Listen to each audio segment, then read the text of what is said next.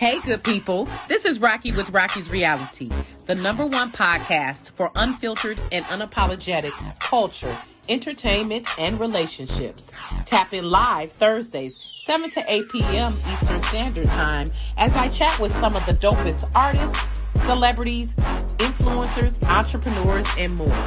Make sure to catch us live Thursdays, 7 to 8 p.m. Eastern Standard Time on Facebook, YouTube, and Roku. See you soon.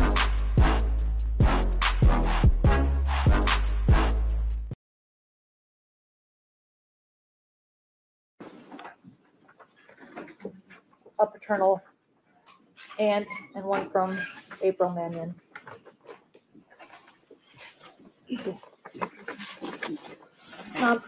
Please state your name for the record. Faith Green. Okay. Go ahead, Your Honor. I'm not happy. I'm not satisfied with the outcome. There's no punishment that fits the crime. Not even torture and death would be justice. Your justice will come when you burn in hell for all eternity for murdering 4 innocent children, all because you're insecure as a man. Plus the other 2 lives you took.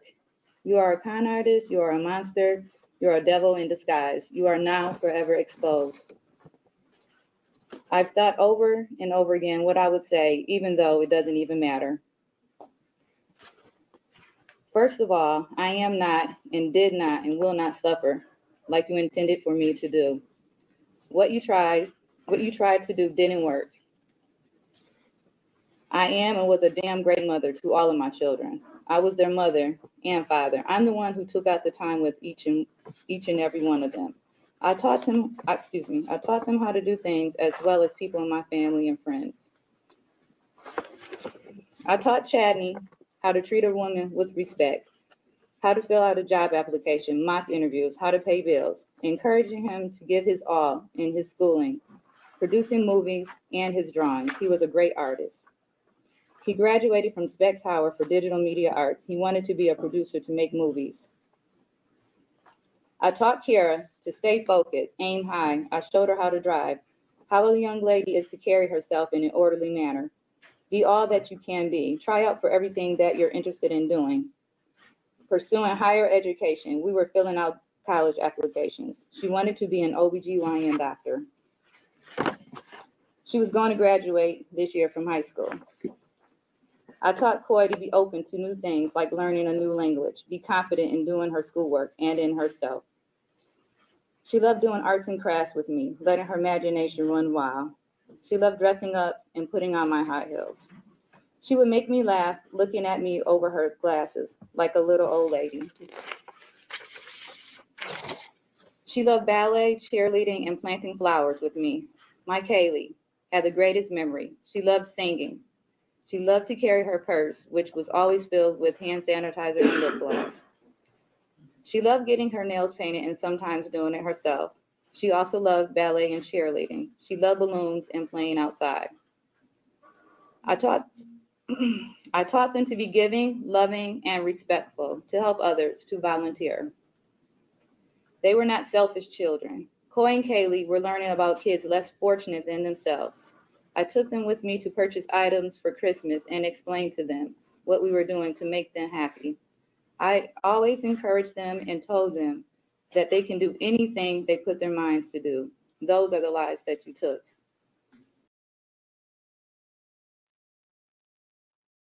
Woo! Okay, so wanted to start out with that clip of Faith Brown. She is, when you say survivor, she's in the dictionary, y'all. She's the ultimate definition of a survivor because, and as I was contemplating what to say about the show, it's just no words. But I do want to thank you for coming and sharing your story, and just salute you for your strength and bravery and sharing your story and just being so matter of fact with it and transparent. So welcome to the show, Faith Brown. Thank Domestic violence. Right, let's give her some claps because baby, as a mother, baby, Now we open with the clip of that was you at your husband or ex-husband, Gregory Green, that was at his sentencing. How long did he get? He got 47 to 99 years. Uh-huh. Ooh, I don't think that was enough though. No, That's it's just not. not enough. It's nothing. And it's like some of those things in life that it's nothing that could absolve that. Like, thank God for God because it couldn't be me. You wouldn't the level of struggle that I will have with forgiveness, and we're gonna get to that later. I do wanna ask that question if you have gotten to that point because, but thank you for Faith Brown, motivational speaker, author. Uh, she is an advocate specializing in empowerment, resilience, and healing, of course. She lost all 4 of her children, you all. Just to make it clear for those who are not too clear on the story, this happened in September of 2016, so about 8 years ago now. And every time I say this story, just the couple details, the 4 children murdered, people be like, "Oh, I remember that story." Because it's one of those stories that was just so harrowing and tragic. So, thank God your ex-husband is now in prison, hopefully for the rest of his natural life, and I hope it is not an enjoyable time for him there. So welcome again to the show, Thank Faith, and coming for she's going to share her story today. We're going to talk about, of course, we'll talk about the story and how you all met, how you all got together, all of that, how things evolved. But also, we are going to move into where Faith is now, of course, as an author, as advocate, as a speaker. And then also we are going to hopefully get some tangible tips on how to prevent this from continuing in our community, especially with our young people. I see it's very prevalent. Domestic violence, also known as intimate partner violence, is not a new thing. However, I see it in the social media era becoming more of the culture of relationships in a way. And it's kind of scary how some of our younger generations seem to just take this as part of a relationship, you fighting each other physically. So I want to bring on Cassie Jones McBride, and let me bring up her bio here just to give a quick snapshot. Cassie Jones McBride is an award winning community strategist and microactivist with a long-standing commitment to trauma informed care and social justice. Amongst her many roles and accolades, she serves as the board chair for Sisters Acquiring Financial Empowerment, whose focus is to support survivors of domestic violence to become financially self-sufficient. So, and many other things I know as well. She's also, I don't know if you remember me, Cassie, but I moderated a panel for Black Women's Roundtable a How can I couple years forget back. you? Of course I remember you. Okay, Absolutely. okay. I hope it's a pleasant memory, Yes, Cassie. yes. I'm honored to be with you today on your platform. Yes, yes, and I definitely look forward to doing more things with Black Women's Roundtable. Shout out to Tamika Ramsey and Ebony Taylor and all those ladies, Danielle Atkinson, so many of those ladies, those warriors on the front line. So welcome to the show, and thank you, Cassie, for joining us. Thank you. Thank you for having me. I really appreciate it. I appreciate you being a part of this very crucial conversation. And so, as I was telling a friend that I saw in the store, I said, "Yeah, Rocky's reality. We have to get serious sometimes. It's great to have the celebrities and the music and the movies and all of that stuff, but I it's intentional that I use my platform to still inform and enlighten people. And this is something that we definitely need to. We know October is usually breast cancer awareness, of course, and salute to those who are survivors of that. But domestic violence is not something. And I noticed this the other day when I was watching the football game, how across sports and across different businesses, October breast cancer awareness, you hear it ad nauseum, but you don't hear domestic violence awareness as much. I don't hear that promoted as much. And so I wanted to take the opportunity to have that conversation. So just if you can, Cassie, give us a snapshot of your experience. So I have been the board chair of Sisters Acquiring Financial Empowerment for It's been nearly a decade now. And so we do focus on the fact that one of the least talked about reasons why people stay in situations of violence is because of economic insecurity, especially for your families. And so the economic portion of suppression is what SAFE focuses on. And so we do several trainings across the nation, really around the world now with our executive director, Kaylin Riska Fahy, who is now in the Virgin Islands. And so we're able to have some global conversations around the connection between violence and regionally, just how we're able to support each other. And it's really a conversation that is universal. That we do need to have more legislation that protects the people who are the perpetrators in violence. We also have to make sure that we are actionable in the way that we talk about domestic violence awareness. We always have the marches and these important conversations that brings to light the need for us to center the victims and the survivors, but also we need to talk about how we have a strategy around how we can talk about victory from domestic violence and how families and people who are survivors can be safe in their homes and in their lives. Absolutely. And that's as a child welfare trainer, that's what we actually have a professional. I don't know if you're familiar with Dr. Oh my gosh, Umi Hankins Oh, of and course. Oh, yes, yes. yes. Yes, the And I'm trying guru. to think of Joyce. Oh my gosh, her last name is slipping my mind, but they're Yes. both long time educators on intimate partner violence, and they conduct the training for the trainees for the child welfare workers that I train. And that is always a huge discussion about when we safety plan, how can they get access to money, keep access to money, Mhm. and because you're going to need money to escape. That's the bottom line. Whether you have to buy an Uber or whether you have to pay for a hotel room or you have to feed your kids at night, these are all things that domestic violence survivors face. So I'm glad you all uh,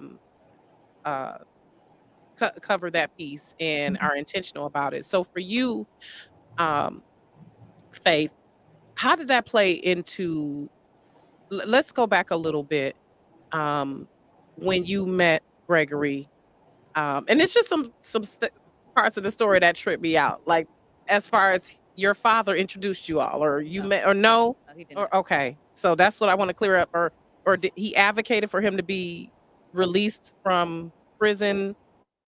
That I did find out that he did write letters. That was something I didn't know about until when I was in the hospital. After you and Gregory were married and after the incident? After the incident, right? Okay. So Okay. Because part of the backstory is that Gregory actually had murdered his first wife, and when she was 6 months pregnant. This was back in '91. He served several years in prison, and then members of the community and his family wrote letters to get him out. Your dad was a local pastor who were one of the people advocating. So how did you all so he got out because, of course, they were like, "He's a changed man." How did you all connect? we connected at church, and I don't exactly remember the time frame, but eventually he and I started dating. Then that's how that whole thing happened. So my dad didn't even know he and I were dating at the time Mm. until we came to church together with the kids and things like that. So then that Your 2 children my yeah, from my a old previous yes. relationship. So that's how that happened. But people just thought because he's my dad, he's the pastor, he put us together. So they just equated everything together. So Okay, I'm glad we yeah. and that's why I like to ask those questions to Right. clear it up. Let's Right. clear it up. Right. So that's what I wanted to ask. Mhm. So did you know that he had been in prison for that I when you all got together? no, no. What was told is that that an accident happened, and it was never told to me that he stabbed his wife a gazillion times. That story was never available until when I was in the hospital. So like you couldn't Google it, you couldn't look it up. That was I mean, so did you all talk about your past relationships though? yeah, he did. He just told me what was told to me, what was told to my parents, that they were arguing, she fell and hit her head. Uh, That's it was a tussle. So that's the story that everybody thought had really happened, and the way that he portrayed himself, that he was this really good guy. And then also his sister, she's quite older than him. She's like a second mom to him. She always painted a picture like the ex-wife was the crazy one and things mm, like that. So I never really knew the full story. wow. So I had figured, since I had talked to my dad and he had some type of relationship with my ex-husband, I figured, well, if something was Was he giving a daddy stamp like your dad? You like my dad approved. So right. because from So you right, from what your bio reads that you grew up in a your really a strictly right. So if so you I mean I I went to my dad. So if my dad really saw something wrong, I trusted him. So I right, figured, okay. like, I figured my dad wouldn't let me marry somebody that was I don't even know what the word is that I'm looking for, that was really um crazy, I guess. Right, and obviously great at hiding it. Someone says narcissistic. Margot Right. McBride says narcissistic. Yes. Yeah. And thank you everyone for watching. Hey Carol. I just and I mean, of course, you can't. The thing is, and those of us who've been in relationships and know that when you are in love and when you are connected with someone, it's hard to see certain things and red flags, of course. So, as you all got married and you moved through the relationship, when did you get to the point? And then I want to go into that first step video where she talked about how first step. And Cassie, I'm guessing you had some familiarity with First Step Shelter, the TV show. Yes, absolutely, absolutely. Okay, so we're gonna go into the video where basically you were saying how they helped you pretty much get back on your Yes. feet after this. Um, first I want to bring up the picture of the babies. Can we see the picture of the babies? They are just beautiful. So your two oldest, Caden and Chadney. Chadney and Kara. Chadney and Kara and Coy and Kaylee. Yes. Just beautiful. There we go. Yeah.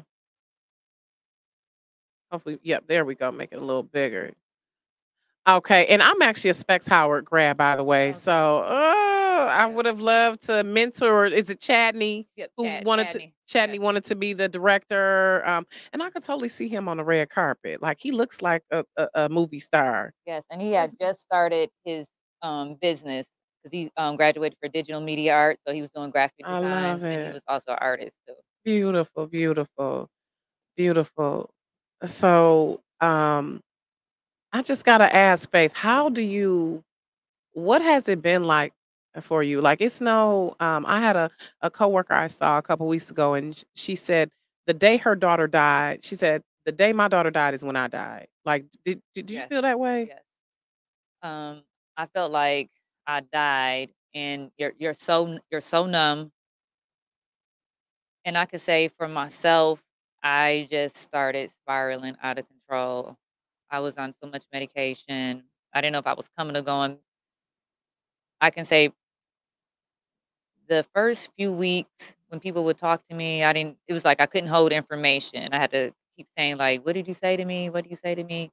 And then after that, I moved out on my own, and that pretty much was it. I was just drinking on top of the medication, and I didn't care. Because you sustained injuries as well, Yes. where he shot you And and sliced your face, and yes. you gotta wear this the rest of your life. Like, Even though he did that to me, it never bothered me. I remember being in the hospital and someone was like, "Did you see her face?" And I was like, "No." And then when I did, I was just said, it will heal, right, because he took everything that I right. love from me. So I'm like, some scars and a being shot. I'm like, Right. That's nothing compared to the To your pain. 4 children that you Right. gave birth to. Right. Oh my gosh. Like, do you have thoughts of killing him? Like, I gotta be honest. I would just be as a mother, I would want to kill someone. Like, that I is just You know what? I did before, but now it's like ooh. I don't even think about him.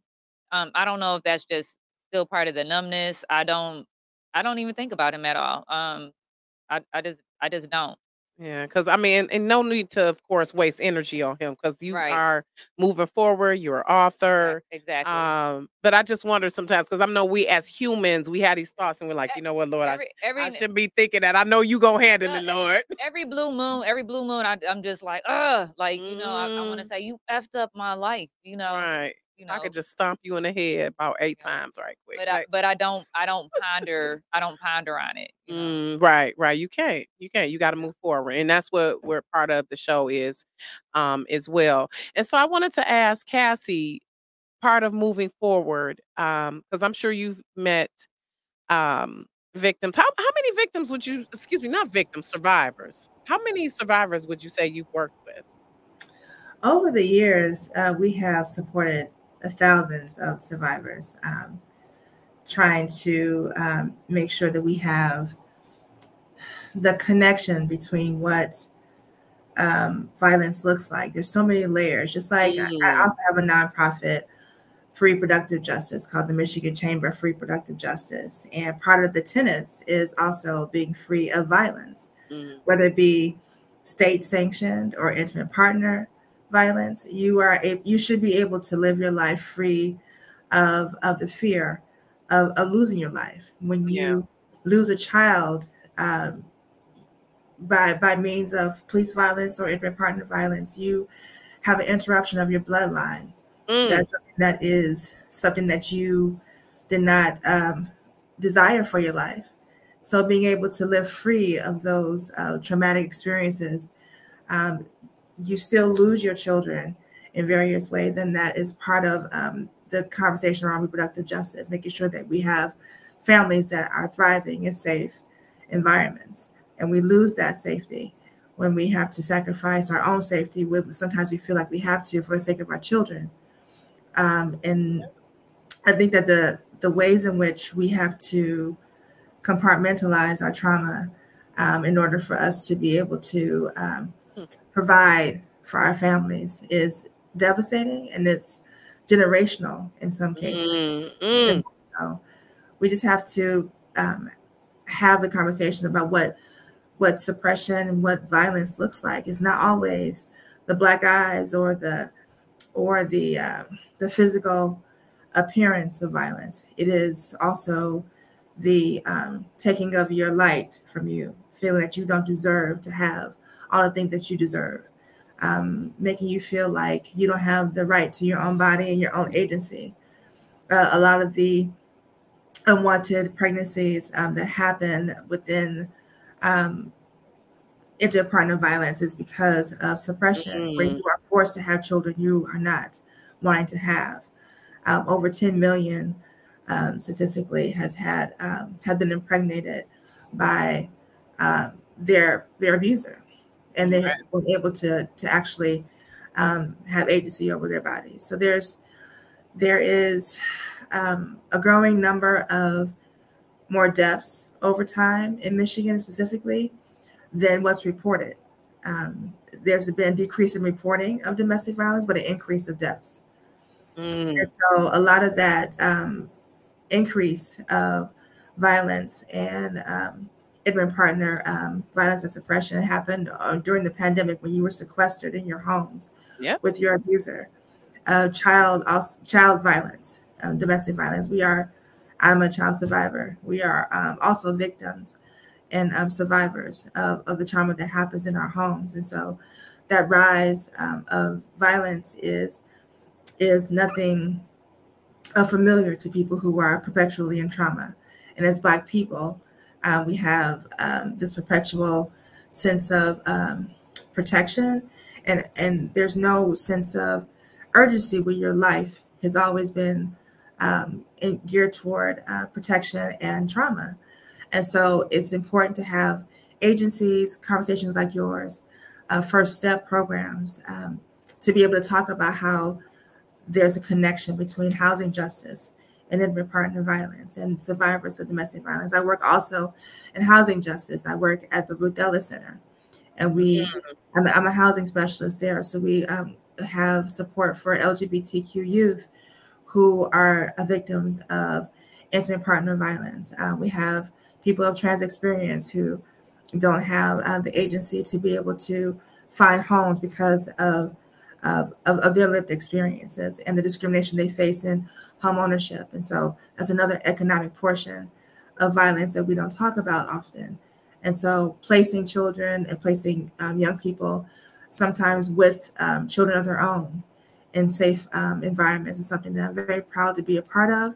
But the economic justice also includes housing justice when it comes to survivorship of victims. You know what? I wish I had a bell to ding. Can we give some claps for Cassie? How she just broke that down so succinctly. See, thank you, God. And I want to say shout out to Jacquees Purifoy for recommending both of you ladies. So, Yeah. but and again, it's good to be reconnected with you, Cassie. And I'm definitely won't be the last time in this week Please as don't. well. But I love how you said compartmentalizing trauma. Yeah. Because generationally, that's what we've been taught, and it's all a cyclical effect. It's one thing leads to the other. Right. Yeah. You had a financial oppression, and then we have the issues with the housing, and that's why a lot of times when people say, "Well, why don't she just leave?" Because she might not have the money for proper housing, or she may have the money, but the housing is not adequate. She might not have a daycare plan. It's all of these different things, and I love how you said also, and this is why reproductive rights in this election year, you all. Mhm. Just by the way, um, uh, uh, Lord Jesus, please y'all vote blue in November, because this is why what we mean about reproductive rights as well. It's not just about abortion, but about access to reproductive care, Right. so that if I'm a woman forced to stay in a relationship, I'm not also getting pregnant by my abuser. And now I'm stuck even more because now I'm pregnant and have the physical, limitations of pregnancy, and also now I'm financially again strapped. But I love how you said compartmentalizing trauma, Cassie. Is that part of what you did and stayed in you with Gregory? Because I want to talk about how it unfolded and some of those things, as Cassie said, are not always so obvious when domestic violence is happening. Yes. And what Cassie said, compartmentalize. That's the word I was looking for because I was stuck. So that's something I definitely did during that time and after. I realized not too long after I married him, I realized it wasn't gonna work. But I had And already y'all were married about 6 years. About about 6 years, but we Okay. had separated for 2 years and got back Okay. together. But I Okay. realized after marrying him, it wasn't evident then, but it was for another reason. After like we were married about 30 days, and I was just like, "Oh my God, this is not gonna work." And my sister caught him out with another woman. So I had just resigned from my job. So I was like, well, what am I gonna do now? So the thing is, I'm like, Because he was supporting the household. right. Mm. So that was one thing. So I was like, well, my car is in my dad's name. I got 2 kids. I just had this, I got a baby now. So what am I gonna do? So fast forward, we get past that. So that's, just well, with that, he would tell me things. Actually, not too long after that, he would do things because I was nursing Coy, because I'm like, I already nursed Kara and Chadney. I know what to do. I've been taking care of kids since I was 9 years old because my mom had a daycare. I got 4 older siblings, and Mm. they have children. So every time she would cry, it was like, nurse her, give her some milk, do this, do that. And then it was like, he would tell me, if I leave the house, I got to take her with me because we live with my parents. We were saving money to move into our own house. So he would tell me every time I leave the house, I got to take her with me, or I got to do this, or I can't leave her. Then he didn't want me do, you know what I'm saying? He didn't want me Right, doing another things. form of suppression, right?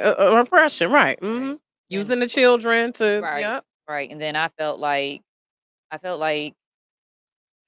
I believe I had postpartum at that time too. And then he was talking about he wanted to have another child. And I was like, oh no. I'm like, she was only a few months old. I'm like, I'm like, I'm not about to get pregnant. So it Mm. just, I know things just weren't right. So then in my mind, I was just like, well, I'm gonna just look for a job, you know. But at that time went on, and that's when I found out I was pregnant with Kaylee. So then I was just like, well, that's not gonna work, you know, because I was actually in my mind thinking like I wanted to leave him, but I was like, well, I'm stuck now. And then we were getting ready to move into our house.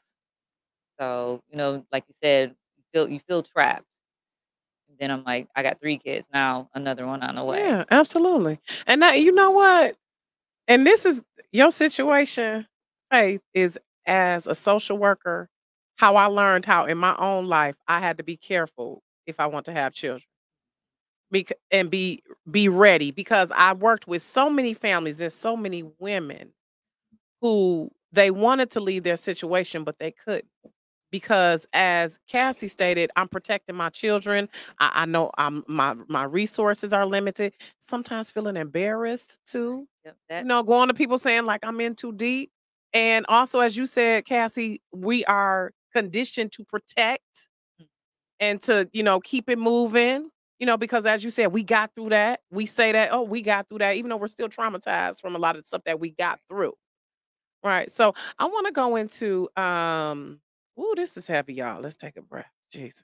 It's out of oh, bless you. Bless you, Faith. Oh my gosh. I just as a woman, and I just give you your flowers for what you're doing as a woman and a mother, because I am a straight mama bear about my kids. So I could not imagine.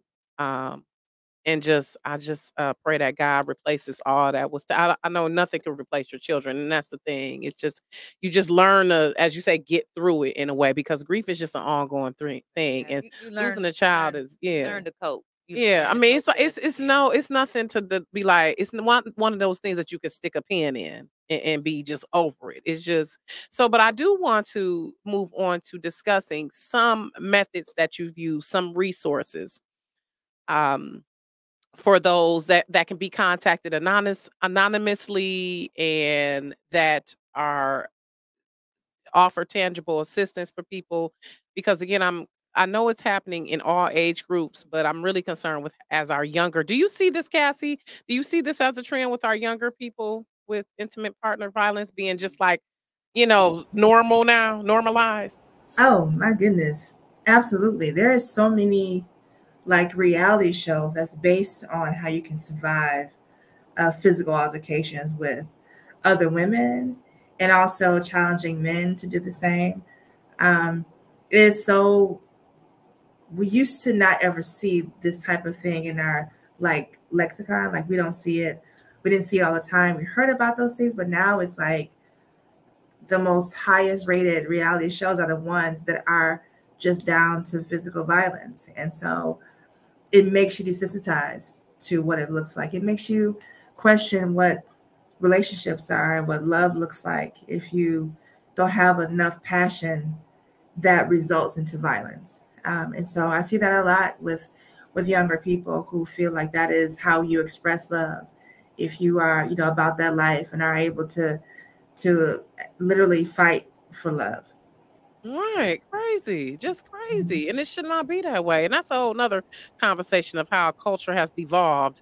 And that's just one of the ways, Jesus, on which y'all normalize as love and affection and respect. So let's get into the video. I want to watch a portion of This Is Faith discussing how Can I first say, step. Oh, can go I ahead, say one Cassie. thing first? I just want to lift you up, Faith, in this moment, because I just was reminded that faith is evidence of things unseen, Okay.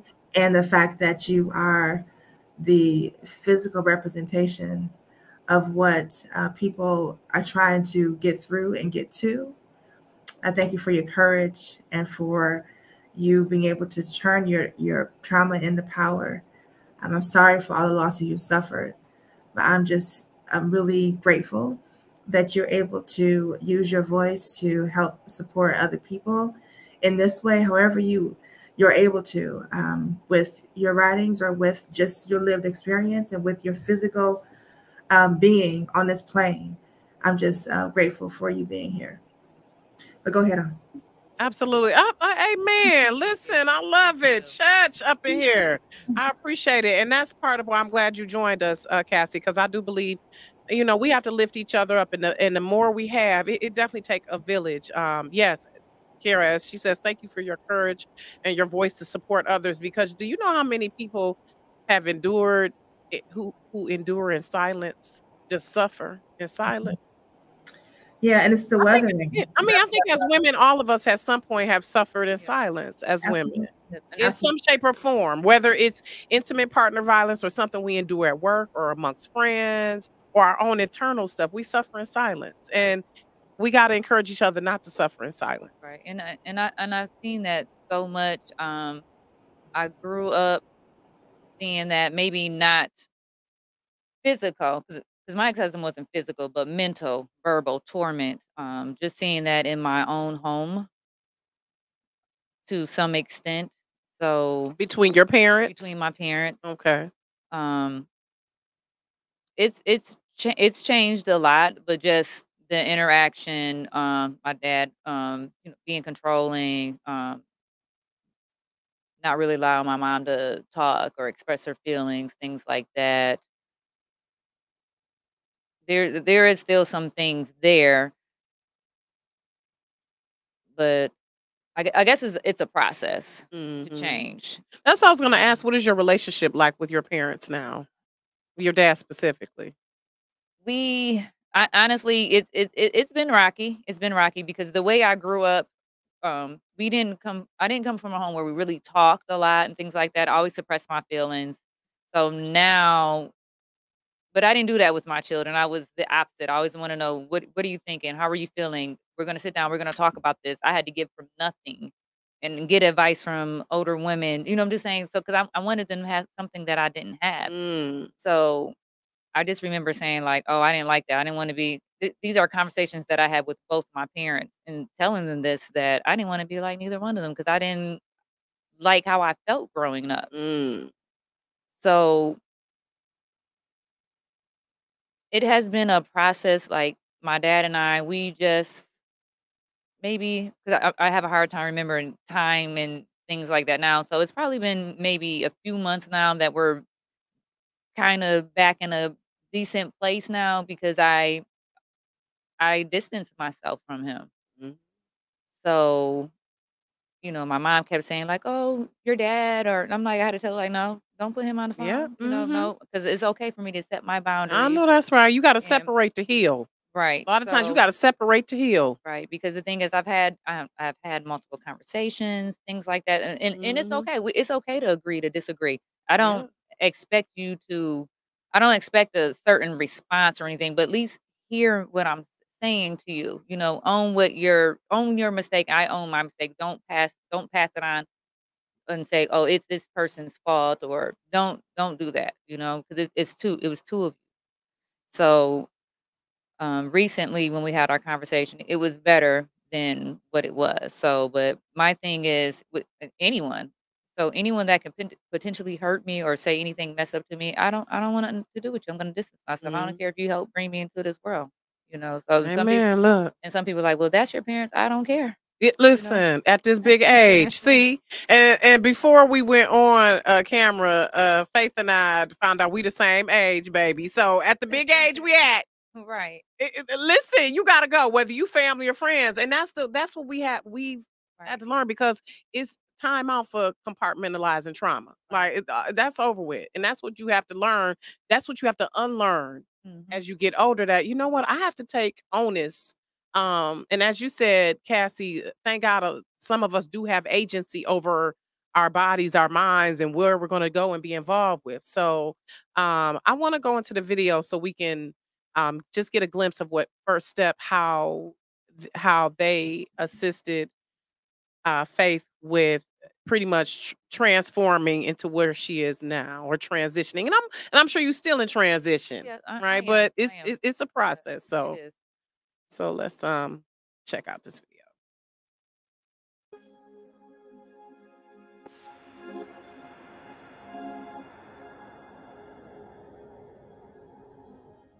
My ex-husband was served divorce papers, and we were still residing in the same house.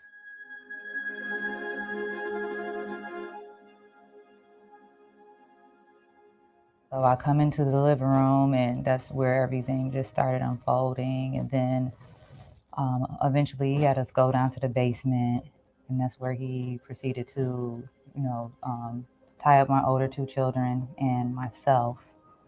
And we were down there for a while. Well, it felt like forever, and it actually wasn't a long time, but it was a long time.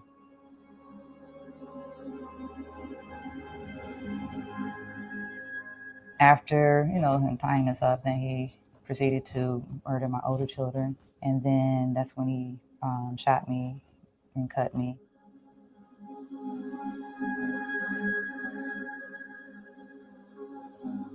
Couldn't really make sense of what was going on, and people talking to me, I couldn't remember.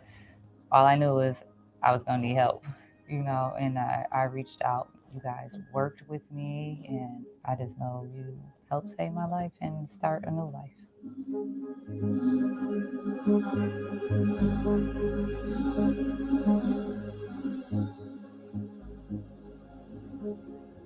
At First Step, I explored counseling.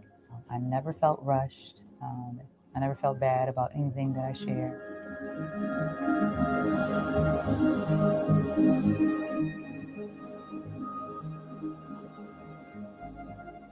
First Step shelters aren't like the traditional shelters where like you're kind of crammed in all together. There's suites there. You have your own personal space. It was a start to a new journey.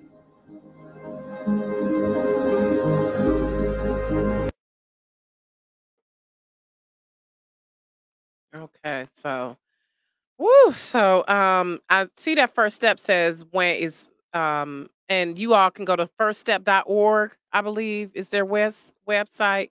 Um you all can definitely Google it. First Step, Wayne County. But Cassie, is there some while we're on First Step, are there some other resources that Yeah. domestic violence survivors can or current victims of can access? They have a 24-hour hotline. Okay. I think we showed it in the video as well. It popped up there. We'll like I said, if people want to get, let me know. Let me pop it up here. Or I don't know if you know the number by heart. I Let me go ahead and pull it up. While that I wanted to okay, so it is 734-722-6800. That's the 24-hour helpline for First Step. 734-722-6800. So you can call in even if you're not ready to make that step. If you just want someone to talk to, they're there to talk to. They don't judge. It's a safe space. Okay. All right, thank you. And Cassie, were there some other ones besides First Step that you would recommend? Yes, I'm trying to find the website now, but I cannot find them. This older site that has just a variety of different resources, not just for where you're fleeing a situation, but also like how to get low cost, like dental support, more economic support, access to food banks and things of that nature. I have to find it. I will before this broadcast is over. Okay, yep. So what you know what? I'll give you some time if you can search Yeah. for that, and we're gonna transition to discussing her book. Yes. Okay, so this is my copy that she's gonna autograph, by the way. The Monster Who Killed His Family Twice, child. The true story of the Dearborn Heights murders. So this was released in 2022. And so just give us I mean, obviously it discusses what happened, but um talk about the process of writing of what made you decide I'm gonna put this on paper. Well, I knew I was gonna write a book. Even in my darkest moments, I knew that was something that I was gonna do. I just didn't know when I was gonna do it. Um, I just knew I just had to get into a better space. There, I had a circle of friends that was really there for me. Those were the people that was there that was just through my ups and downs. They never judged me, even though I was out of my freaking mind, because I was literally going crazy, So there was other people I talked to. Kimberly Gill was one of the people that I spoke to. Jamie Hanaway. Um, just when I decided that I wanted to be in a better space because I was becoming someone that I didn't even recognize anymore. And the one thing is, I realized I had to get off of Xanax. Mhm. And when I realized what it was doing to me, because I would break out in these uncontrollable sweats, like if I missed the dosage or if I just stopped taking it. So when I was ready, I quit taking it, and I just said I'm gonna kick it. So and that's what I did. I don't know if that was safe to do, but I'm not gonna say people should do that, but that's what I did, and I was okay. So, to this day, I'm like, I would never, ever, take it. Are you on anything now I, currently? I, I do take Buspirone. Okay, It's now. it's not it's non-habit forming, whereas Okay. Xanax is addictive. Because my neurologist, they were lessening my dosage, but by that time I was already addicted to it. Okay. So, but I keep it with me. I don't always take it every day, but I just keep it as I guess as a safe like a just like a teddy bear, just in Mm, case if I need it, if I get anxiety, if I get palpitations, things like that. But when I made that decision, I heard this voice that said to me, Remember, you said you didn't want to stay stuck." mm, And that's when I knew that I had to make a decision to live. mm, And when I say that, I'm not talking about suicide, but when you got to live mentally, physically, spiritually, because people mm. walk around here every day dead. Ooh, baby. Yes. Say it, okay? So and Physically here, but just spiritually and soulless. right, because Yeah. I was mad for being here. Every day I woke up, I used to wake up like, dang, but that's not the word I said, but I was mad for being here, and I I was mean, just you can say it if you want to. I said, "Damn, I'm still fucking here," Right, right. Were you having some survivor's remorse and I did. anger? Yeah. I did, because I wanted it to be me and not Yeah. them. Yeah. Because as a And mother, you feel so responsible. right, Like it's we already feel guilty when we give them the wrong juice or the right, wrong, you already exactly, feel bad when they act exactly. up in school or something. Right, and that's what I was gonna This say is earlier, because the thing is, even though I knew I couldn't save them, as a parent, you still feel like I should have saved them, but there yeah. was Yeah. there was nothing I could do but buy us time to live a little bit longer before he did what he did, and I had Yeah. no idea what he was gonna do. Mm, So, but once I made that decision that I wanted to live and walk in my purpose, because I always knew this was my purpose, but I didn't want it like this. But mm, mm. but I'm walking in my purpose now. So I'm here and I'm doing it in honor of Chadney, Kara, Coy, and Kaylee, and for all the other unspoken voices and for the women out there that need me. I'm here to show them that there is hope and light at the end of that dark tunnel. You can still live, even though you feel like everything has been taken from you. I'm living proof of it. Yes, So you are. it's not Yes, you easy. are. I still have ups and downs, and because I have birthdays back to back to back, and Mm. sometimes it tears me up. But And I'm sure seeing like other people's first day of school pictures for their children, like I could just right, imagine all this stuff as a mother, like right, thinking about I'm missing their prom, I'm missing right, their high school and right, graduation, their the children they may have had. Like right. And so, it's just how in my impact statement, how it was supposed to be my daughter's senior year. See, I'm a planner. I had started getting stuff for her. You know what I'm saying, for like for her open house, for her party, like when she yep. graduated and stuff. So I started buying stuff already, and then I just got approved to get her a car. So Mm. things like that. I was just getting ready to pay her senior dues and pictures and things like that. So so that was so This was heartbreaking. Kara, Kara, yeah, Kara, Kara, yep. So Kara. I never got a chance to do that. Later I Mm. got a chance to do it from my niece. Mm. The prom send off, but so it was just heartbroken. So the thing, sometimes what I still go through now is like, I'm not going to be a grandmother. So, but then I have to tell myself like, I'm not going to entertain that thought, so that's like the most disheartening thing now, so. Are you in therapy? Yeah, I still go to therapy. Okay, No, baby. so that was another thing I was going to mention, because when we talked about the counseling, and that's one thing I do tell people when I'm even when I talk one-on-one, even when I do my speeches, I tell people get in therapy, and I tell people I probably have to go to therapy for the rest of my life, and I'm okay. Okay. And I'm okay with that. Yep. I'm okay with that. So because the thing is, it's already hard to grieve one, but how do you grieve four all at once? So it's like sometimes you feel like a basket case because you're up and down, but it's okay. And take that time to grieve. And nobody can tell you how to grieve. They can, unless somebody has lost a child, they can give you some advice. They can maybe, what's the word I'm looking for? They can sympathize because they've been there with you.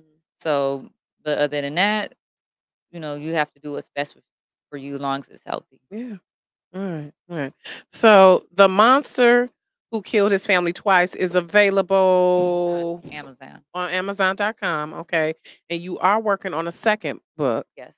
And that is going to be about what?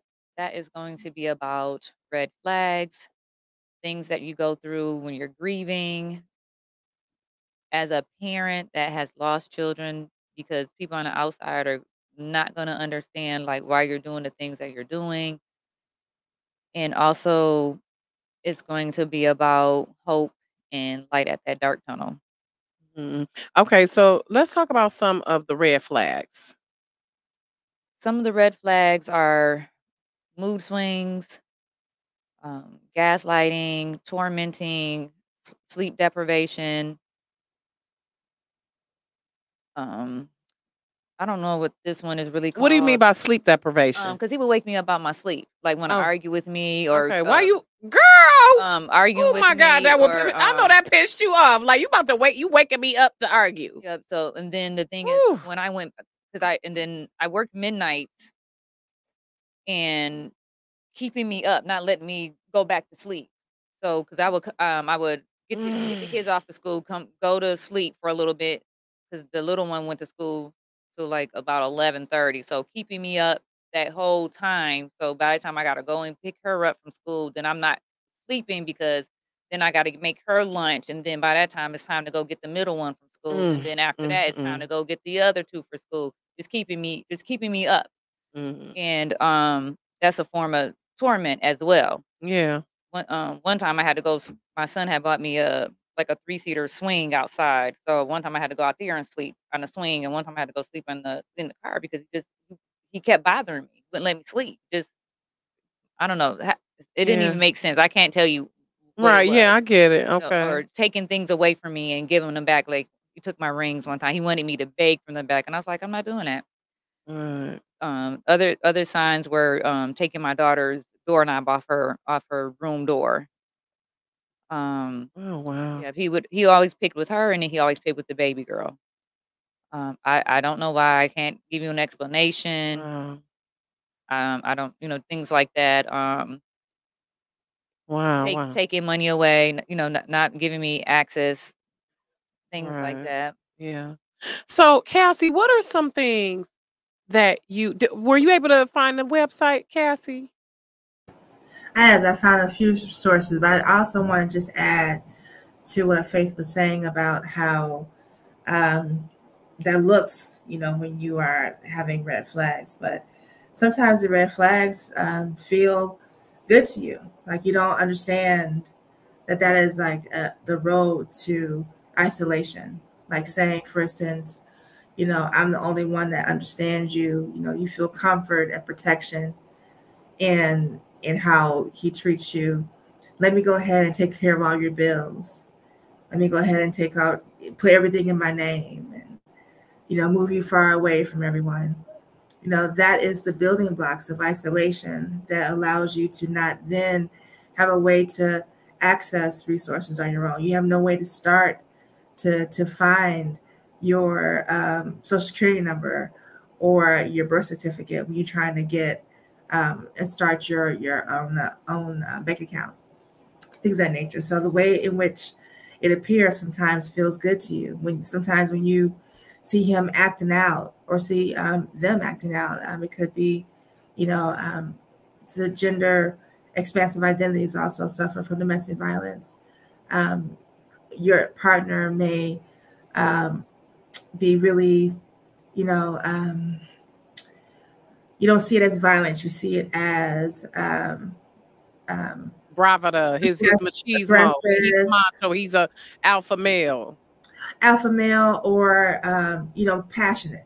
They may say, Mhm. you're very passionate about how you love me, by Mm. like making sure that you beat down the person that's looking at me, or Mhm. not wanting me to go to the store by myself because you want to go with me to protect me. Mhm. So all those things that you may feel like is love is really suppression, and is really taking the agency from you. In a way of control, means of control.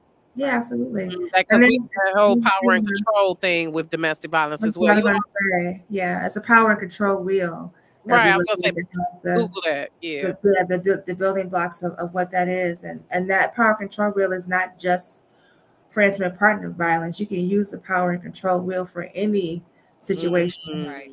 where there's a power dynamic, where you don't have agency in how you voice who you are or live freely as who you are. That power control wheel can be applied there. I love it.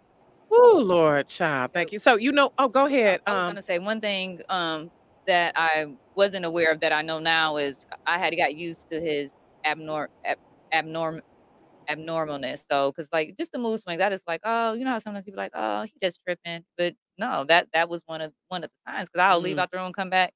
I'm like, well, what just happened in like 2.5 seconds? And then the other thing is, which I realized later, I agreed to be a stay-home mom, but that just, was a form of control, just having me there, you know what I Right. mean? So Right. Especially saying I gotta take the baby everywhere I go. Right. mhm. Woo. Okay, Cassie. Can you let me know the websites, and I'm gonna type in the chat so we can add them to the video. Yeah, absolutely. So I put them in the studio here. Oh, you did? Okay. Also, so there's links there you can copy and paste. But Okay. Julie's list, Yeah, if you can, Joe, can you copy and paste those? Hers might be under the private comments or um yeah. yep, okay. He's gonna copy and paste those. Thank Okay. you, Joe. So Julie's list .homestead.com is what I've used for over a decade in terms of like looking at resources that are available. It is updated. It was just updated today with more resources. So that's a great place to go. And it's by county, so regionally how you can be supported. Mhm. The United Way 211 organization and website. You're able to go there and get a vast number of resources. Where you are fleeing domestic violence or just are you suffering from homelessness, then you can go to, we get usually referrals from what's called the CAM. So camdetroit.org is a place that you will first start. It's a hotline that's open, I believe. I'm not sure if it's open 24 hours, but if you cannot get support there, there's always first step. But at the CAM, we get referrals, and they actually prioritize and do the threat assessment as to how they can support the person that's on the phone, and then they route you to the nearest shelter. They route, and so does first step, and they route you to the places that would be more secure for your situation. And then in our programs that we have, you are placed in our programs through the referral from CAM and through community home services and through programs like that are able to actually be intricate in helping people kind of navigate being experiencing homelessness, and then they'll be able to get into programs that support them long term. There is an organization called Transition 123 that we are in connection with. Shakreese Miles is the executive director there. Transitional housing is something that we know is very important for survivors of domestic violence, and so we have a relationship with Shakreese, and we do virtual trainings with her, making sure that we are supportive of the grants. I'm thankful for UGMA, which is the organization that centers on survivors of domestic violence in Black communities, and how they're so supportive, and other organizations, many in Detroit, that support survivors. And also the Office of Violence Against Women, which was created by Joe Biden years ago. I've seen the way in which people have benefited from that office being able to give grants regionally. You said the Office of, I'm sorry, Cassie, the Office Yeah, of, the Office of Violence Against Women. the Office of Violence Against Women. Yeah. Okay. All right. During the Trump administration, it was defunded. But now it's, of course, reinstated, and hopefully with the new administration that we hope to take office. Jesus, please, we, y'all. Yeah. And I just want to also lift very quickly. I know we're short on time, but when you talk about reproductive suppression, or the coercion when it comes to how you're able to advocate for yourself, and the violence that you feel you have to suffer because of the dynamics in your household and survival, that isn't unique to a particular party. It is sometimes very prevalent in faith-based conversations, where there's the belief that your body does not belong to you, it belongs to God, it belongs to the head of your household, and therefore you're not able to advocate for yourself, and you're supposed to take whatever you're supposed to take and suffer. There is, again, that power dynamic. So it's not, I want us to remember that although we have people that are on top of the ticket when it comes to our voting engagement that have a particular position about making sure that the most vulnerable are supported, there are also people that are on the other side that you believe is also a part of the conversation, a protection, that also hold true to some of those same values. So we just have to make sure that we, in our voting, and I want to encourage everyone to vote and vote your interest, and just know that you have to hold people accountable, even though they have a platform of equity. It may not be equitable if we're not at the table, and people like Faith need to be informing legislation that is in continual protection, that will put the guardrails of care, because we know that no legislation will save us. No legislation ever does, but we do know that we need to have guardrails, that we have some remedy when harm happens. And so we need people closest to the harm to be able to inform what that policy looks like. Awesome. Thank you so much. So, and we put a number of resources in the chat for everyone watching and who's going to watch the replay. But I want to thank you. Thank you, Cassie. Just a wealth of information. I'm so grateful. And this is what I love. It gives me chills when we have these type of shows, because I know that it's going to help someone.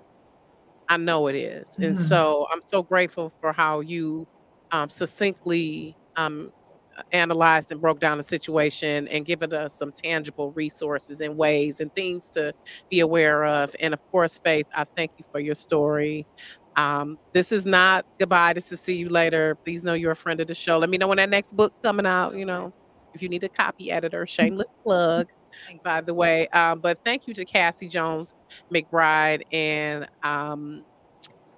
everyone who is watching. I hope this is something that's been helpful to you. Please share it with someone who may need it, or if you can assist them with resources, accessing those resources, please do so, because it definitely just still takes a village mentality. And this is something that is a lot of times swept under the rug, and we just normalize it and don't talk about it. But it needs to be brought to the forefront, because it's part of the breakdown of our community and of our families in our community, in our society. So, but thank you everyone for watching Rocki's Reality. And again, thank you, Cassie and Faith, for joining us. We will all see you next week with producer, director, and manager Big Von. All right, have a good night.